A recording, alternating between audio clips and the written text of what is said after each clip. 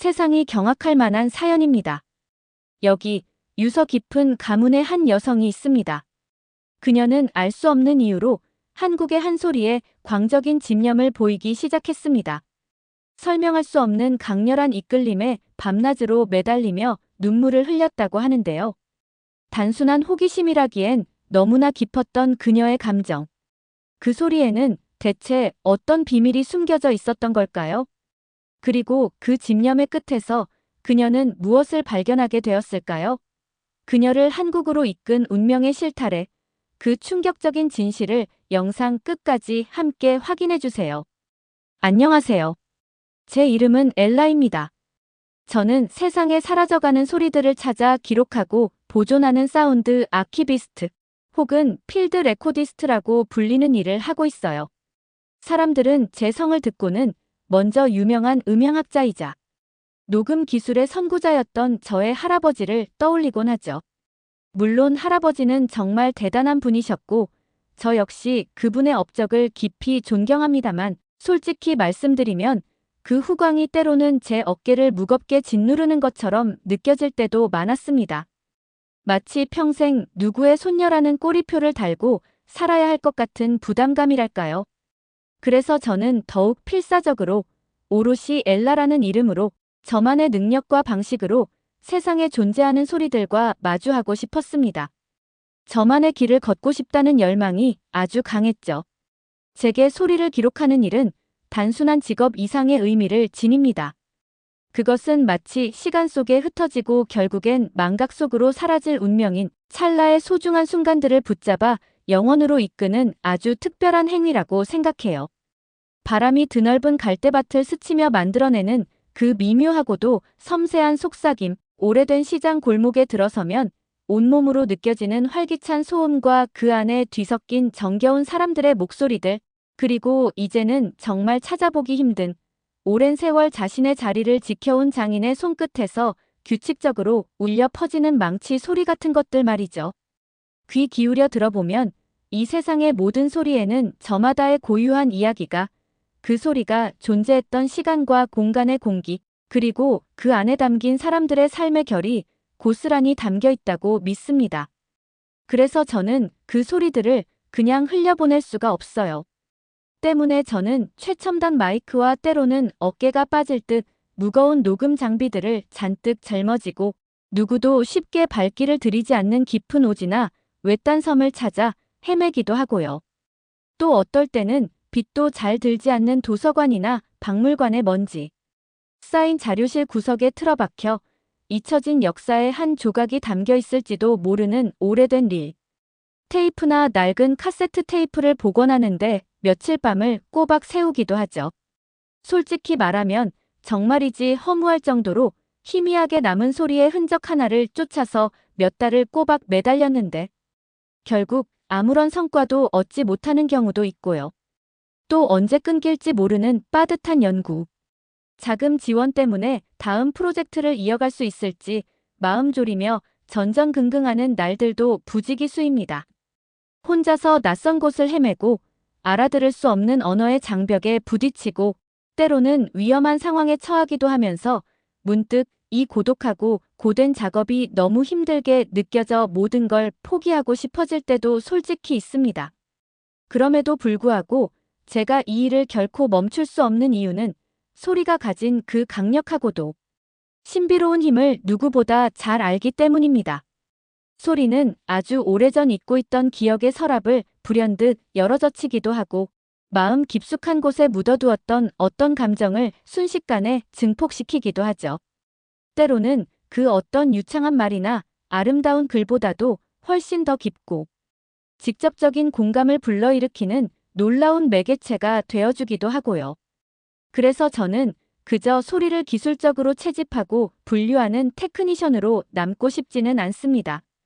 저는 소리라는 아주 특별하고 보편적인 언어를 통해 세상과 소통하고 시간의 흐름 속에 묻혀 잊혀진 수많은 목소리들에게 다시금 생생한 숨결을 불어넣어 현재로 소환하는 사람이고 싶어요.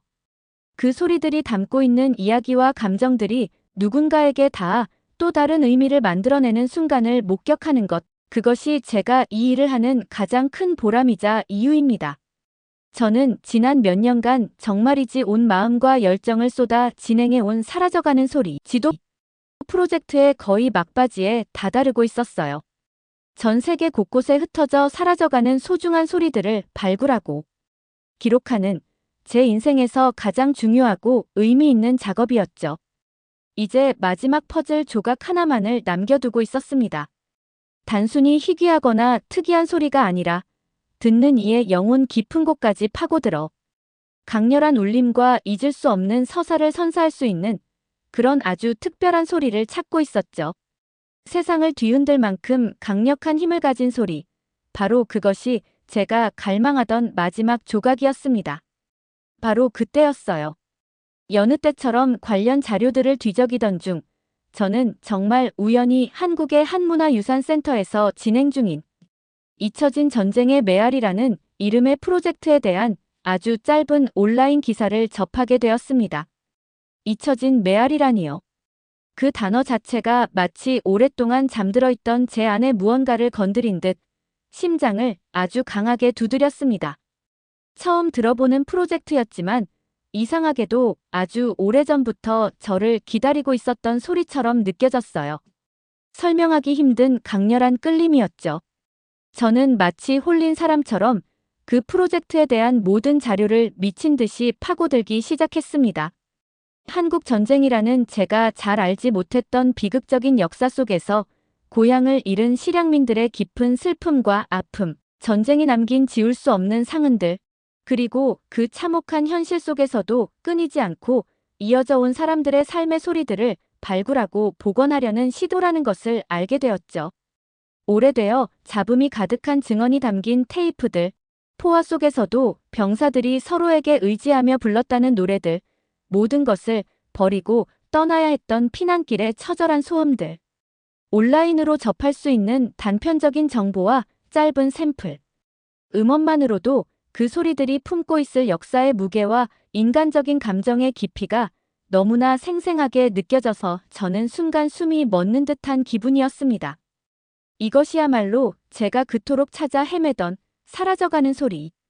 지도의 대미를 장식할 마지막 퍼즐 조각이라는 강한 확신이 온몸으로 느껴졌습니다. 그 소리들은 반드시 기록되고 세상에 알려져야만 했어요.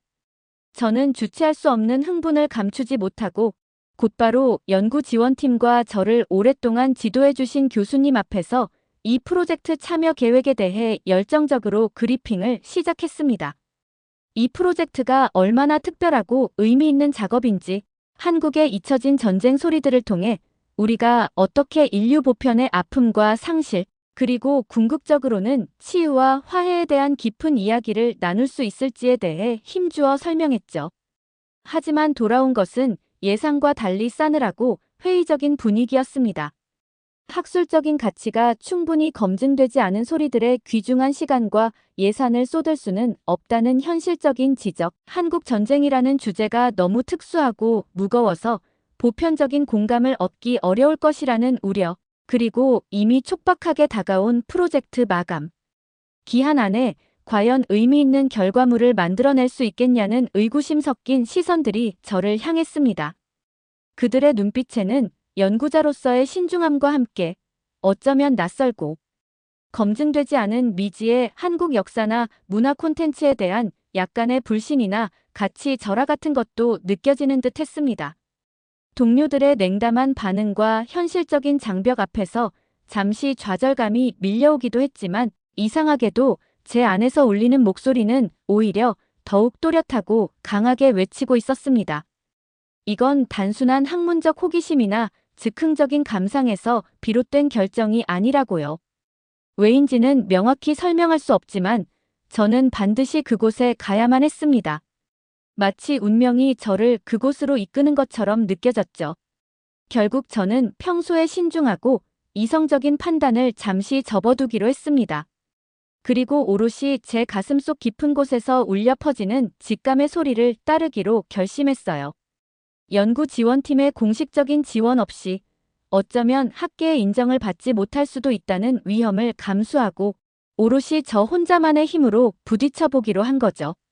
그렇게 저는 미지의 소리를 찾아 설명할 수 없는 강한 이끌림에 제 모든 것을 맡긴 채 기대와 불안감이 뒤섞인 복잡한 마음으로 한국행 비행기에 몸을 실었습니다. 저는 곧장 한국소리유산센터로 향했습니다. 사실 사전 연락이 매끄럽지 못해서 약속도 없이 불쑥 찾아가는 상황이었어요. 무례하게 보일까 걱정했지만 잊혀진 전쟁의 메아리 프로젝트에 대한 제 열망이 너무나도 강렬해서 망설일 시간이 없었습니다. 다행히 센터에 도착했을 때 프로젝트 책임자인 세준 씨를 만날 수 있었어요. 그는 생각보다 젊었지만 눈빛에서는 소리 유산을 다루는 사람 특유의 깊은 신중함과 무게감이 느껴졌습니다. 그 앞에서 저는 숨을 가다듬고 제가 누구인지, 왜 이 먼 곳까지 오게 되었는지, 그리고 이 잊혀진 전쟁의 메아리 프로젝트에 얼마나 깊은 감명을 받았는지 최대한 진심을 담아 설명하기 시작했어요. 이 소중한 소리들을 세계에 알리는데 조금이나마 기여하고 싶다는 제 간절한 마음을 전달하려 애썼습니다. 하지만 제 열정적인 설명에도 그의 표정은 크게 변하지 않았습니다. 차분하지만 단호한 태도를 유지했죠. 그의 눈빛과 조심스러운 말투에서 이 소리들이 단순한 연구 대상이나 흥미로운 사운드 샘플이 아니라 한 민족의 깊은 슬픔과 역사, 그들이 말하는 한이라는 정서가 깃든 기억 그 자체라는 무게감이 느껴졌습니다. 그리고 외부인인 제가 과연 그 역사적 아픔과 감정의 무게를 온전히 이해하고 존중하며 다룰 수 있을지에 대한 진지한 우려가 엿보였어요. 정중했지만 명확한 경계선이 그어진 느낌이었죠. 그의 말은 날카로운 지적이라기보다는 소중한 것을 지키려는 사람의 당연한 방어 기제처럼 느껴졌지만 그럼에도 불구하고 실망스러운 마음은 어쩔 수 없었습니다. 제가 단순한 호기심으로 접근하는 것이 아니라는 것을 어떻게 증명해야 할지 막막했죠. 잠시 할 말을 잃고 센터 로비를 서성이던 그때였어요. 복원 작업실 안쪽에서 아주 희미하지만 놀랍도록 마음을 파고드는 노랫소리가 흘러나왔습니다.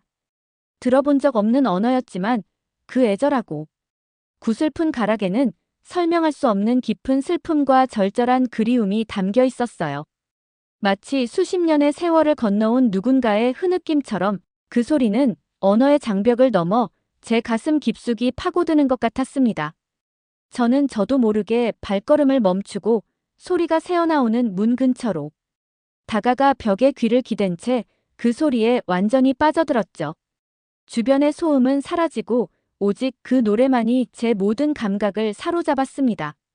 그때 마침 지나가던 젊은 연구원 한 분이 제 모습을 보았나 봐요.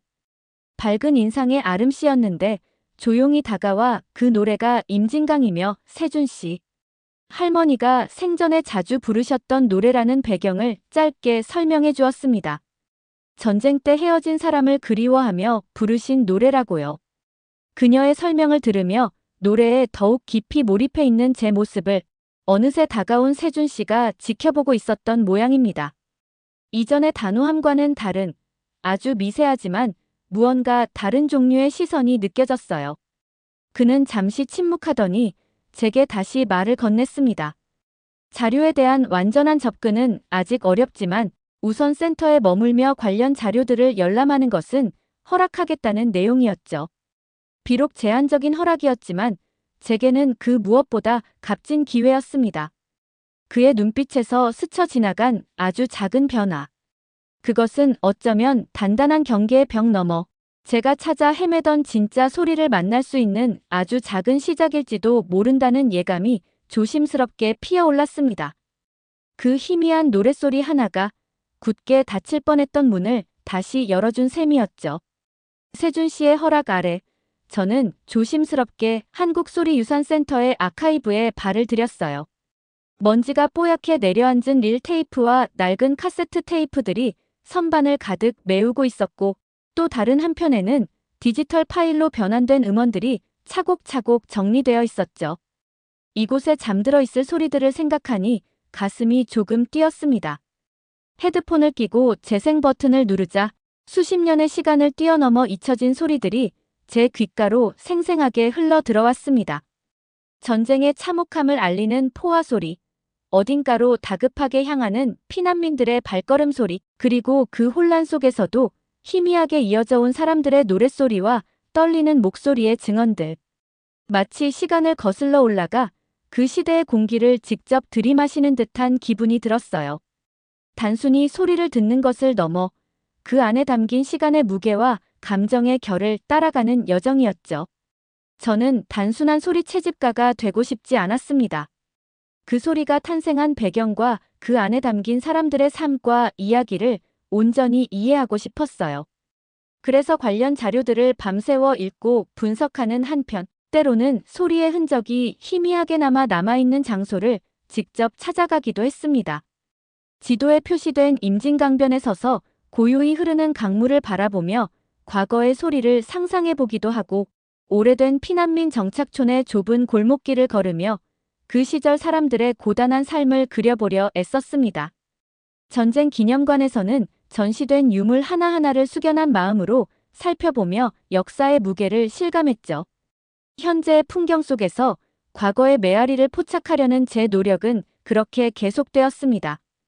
그러던 어느 날이었어요.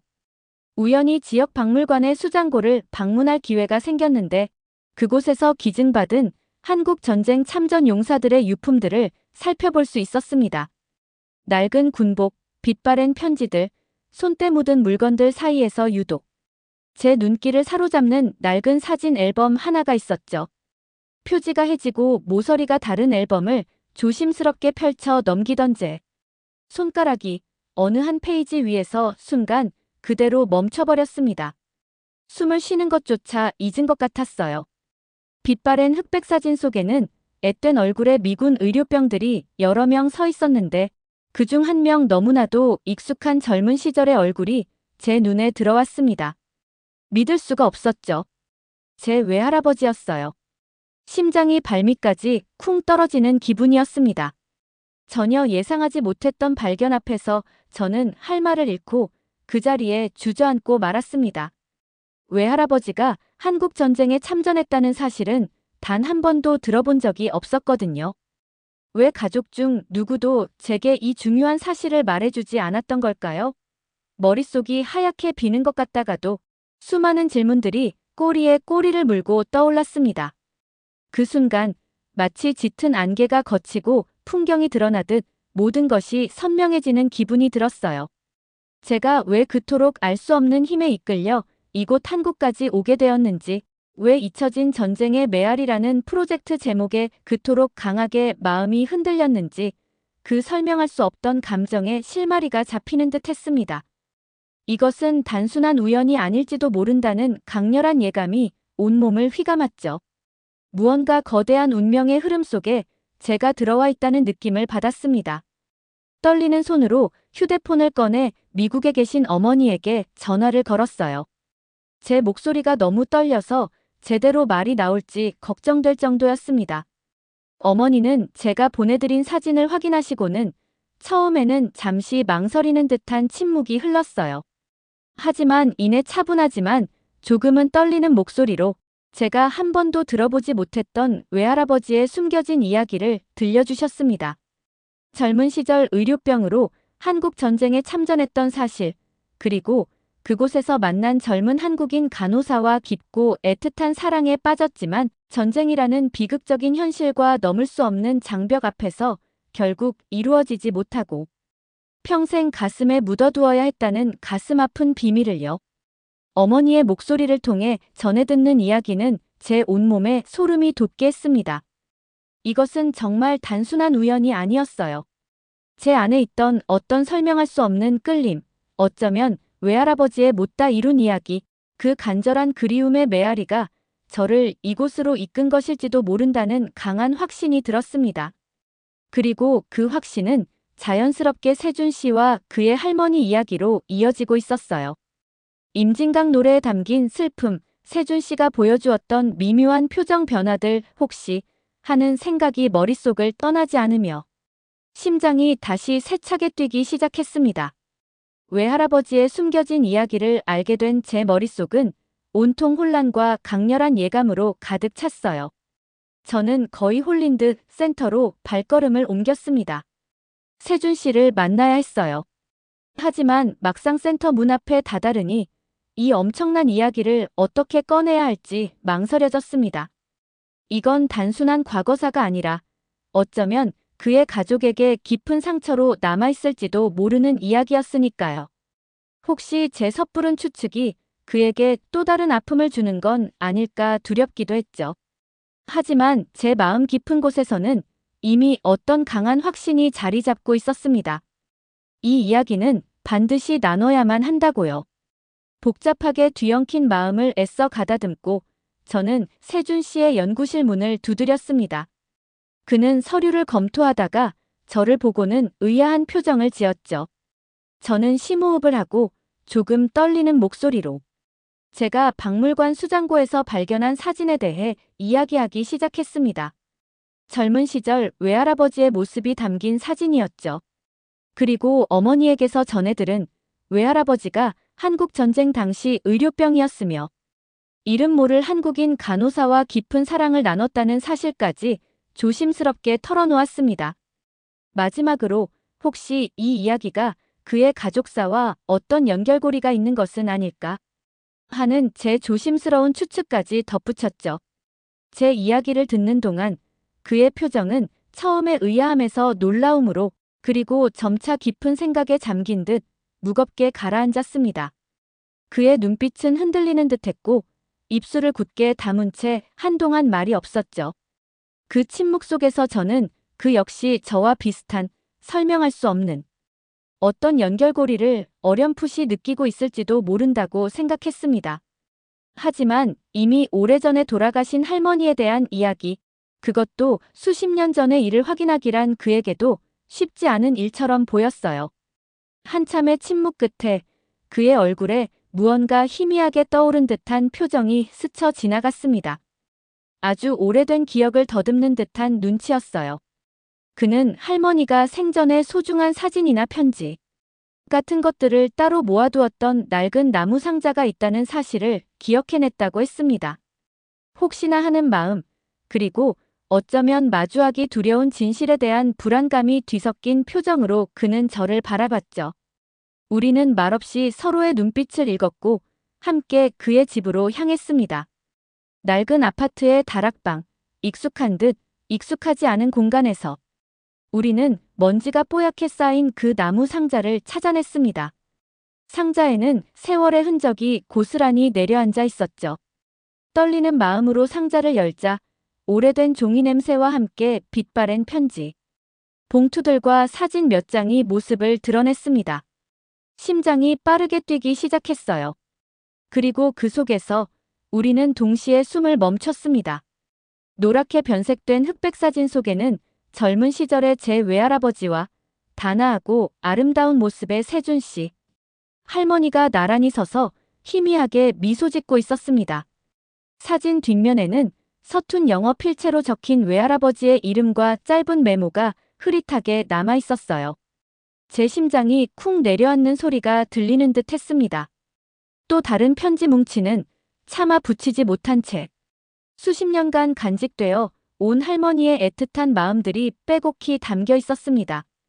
그 글자들 속에는 전쟁의 참혹함 속에서 서로에게 짧지만 강렬한 의지가 되어주었던 순간들, 조심스럽게 피어났던 사랑의 감정, 그리고 피할 수 없는 이별을 예감하며 서로를 원망하지 말자고 다짐하는 슬픈 약속들이 고스란히 녹아 있었죠.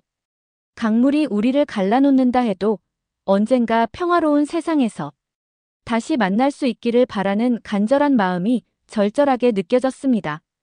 그 순간 모든 퍼즐 조각이 맞춰졌습니다. 세준 씨 할머니가 평생 가슴에 품고 임진강을 부르며 그리워했던 대상은 막연히 알려진 것처럼 북녘에 두고 온 가족이나 고향이 아니라 바로 전쟁이라는 거대한 비극이 갈라놓은 젊은 날의 사랑, 제 외할아버지였던 겁니다.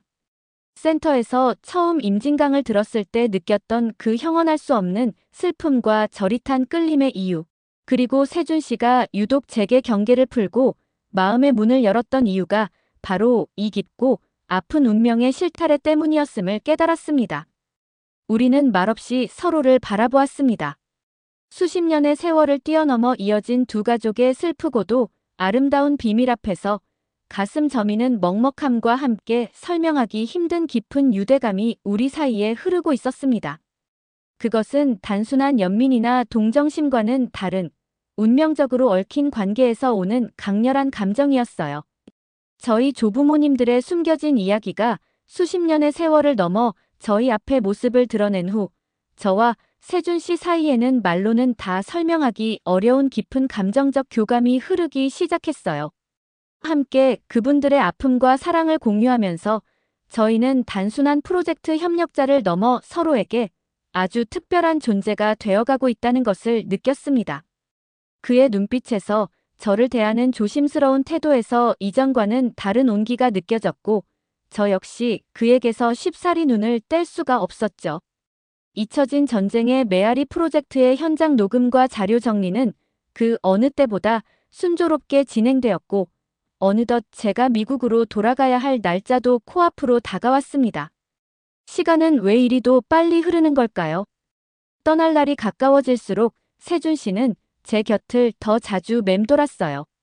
직접적인 표현은 아꼈지만 그의 눈빛과 행동 하나하나에서 저와의 미래를 조심스럽게 그려보고 있다는 마음이 느껴졌습니다.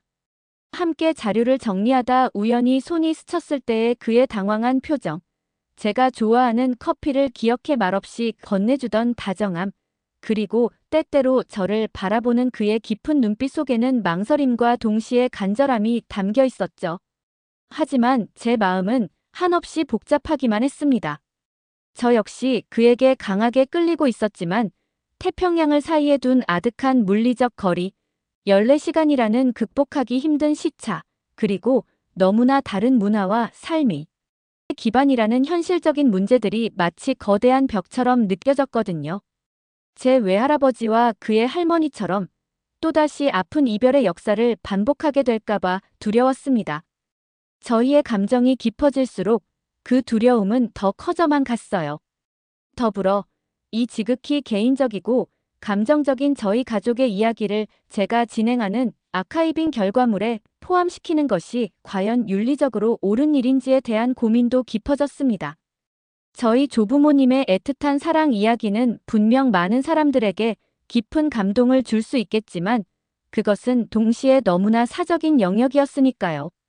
만약 저희의 관계가 잘못되기라도 한다면 세상에 공개된 이 이야기는 저희 두 사람 모두에게 지울 수 없는 깊은 상처로 남게 될 수도 있었습니다.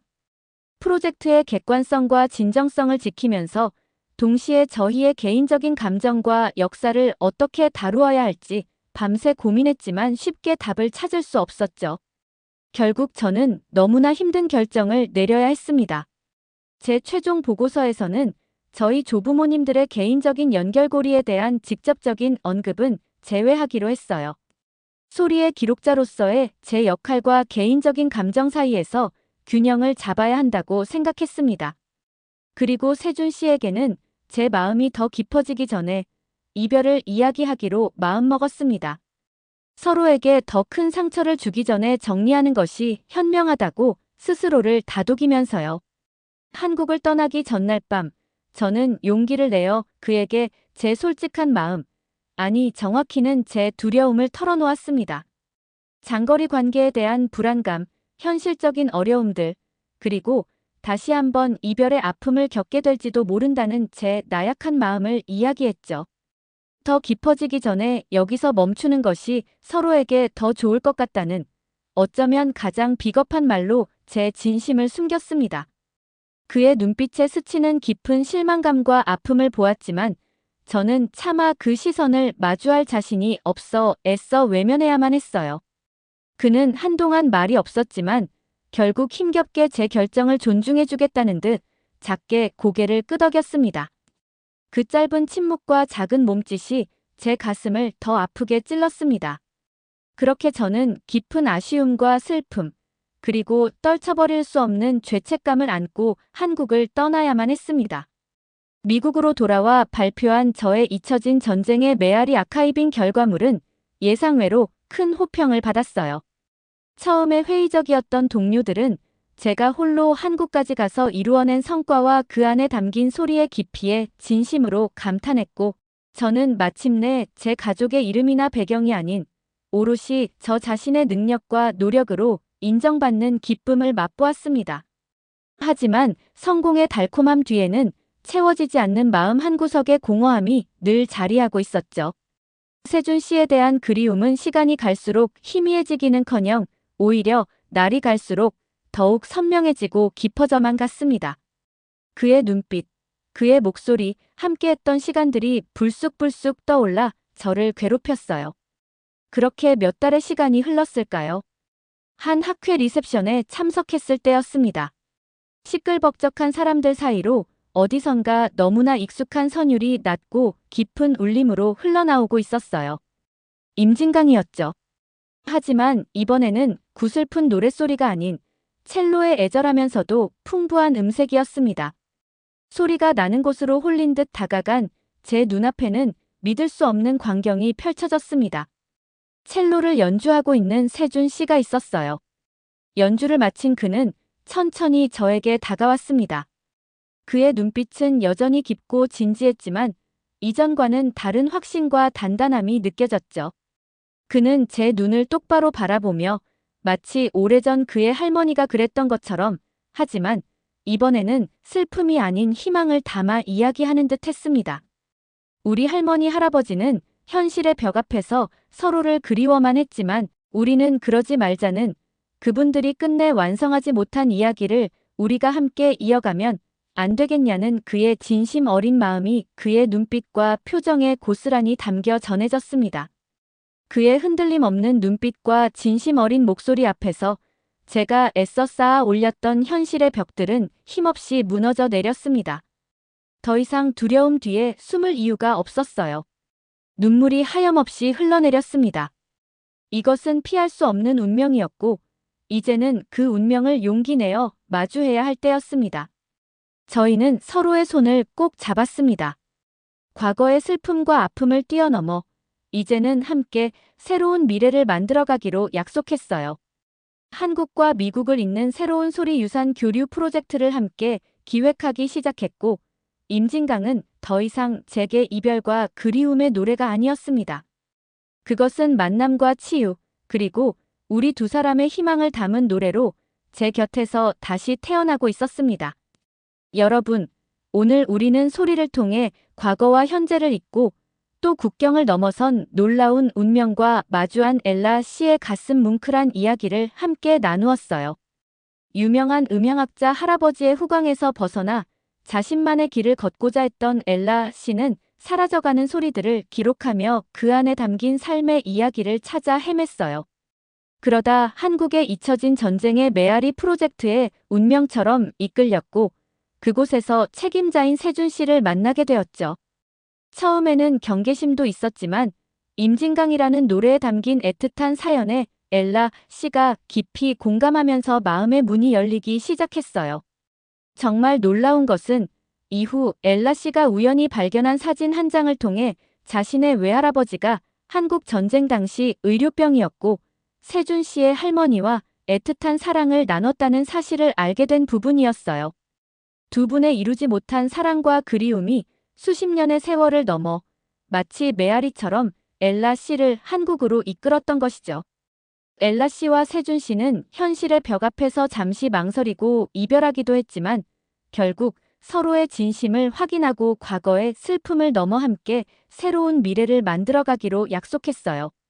할아버지, 할머니 세대가 완성하지 못한 이야기를 이제 두 사람이 용기 내어 이어가려는 모습에서 저는 깊은 감동을 느꼈습니다. 소리가 단순한 기록을 넘어 사람과 사람을 잇고 상처를 치유하며 새로운 희망을 만들어내는 놀라운 힘을 가졌다는 것을 다시 한번 깨닫게 되었어요. 이렇게 귀한 사연을 여러분과 함께 나눌 수 있어서 정말 기쁘고 감사합니다. 오늘 이야기가 여러분의 마음에도 따뜻한 울림으로 남았기를 바라요. 저희 채널은 앞으로도 이렇게 삶의 깊은 의미와 감동을 전하는 이야기들을 여러분과 함께 나누고 싶습니다. 오늘 영상이 마음에 드셨다면 저희 채널에 대한 응원의 마음으로 구독과 좋아요를 꼭 눌러주시고요. 알림 설정까지 해주시면 다음 감동적인 이야기를 가장 먼저 만나보실 수 있을 거예요. 여러분의 따뜻한 관심과 참여가 저희에게는 정말 큰 힘이 된답니다. 다음 영상에서 더 좋은 이야기로 다시 찾아뵐게요. 고맙습니다.